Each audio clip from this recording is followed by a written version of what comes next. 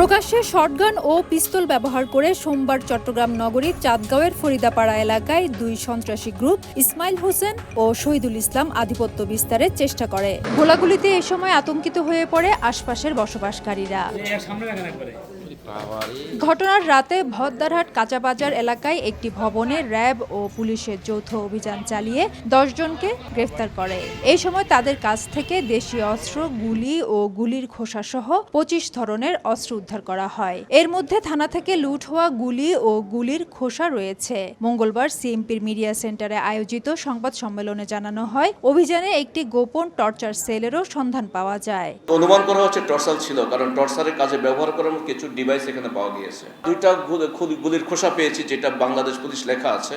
শহরে যত অপরাধ আছে, কিশোর গ্যাংয়ের অপরাধ পরিচালনা করার জন্য যত ধরনের অস্ত্রশস্ত্র সরঞ্জাম দিচ্ছে, আমরা এই ধরনের প্রায় 25 ধরনের আইটেম আমরা উদ্ধার করতে সক্ষম হই। এলাকায় চুরি, ছিনতাই ও কিশোর গ্যাংয়ের আধিপত্যের দ্বন্দ্বের জেরে এই দুর্ধর্ষ সন্ত্রাসী গ্রুপ দুটি গোলাগুলি করছিল বলে জানায় পুলিশ। মাদক ব্যবসা, চাঁদাবাজ, কিশোর গ্যাং এবং সন্ত্রাসী কার্যক্রম পরিচালনা করার লক্ষ্যে তাদের নিজেদের আধিপত্য বিস্তার করার জন্য এই অপরাধগুলি করে থাকে।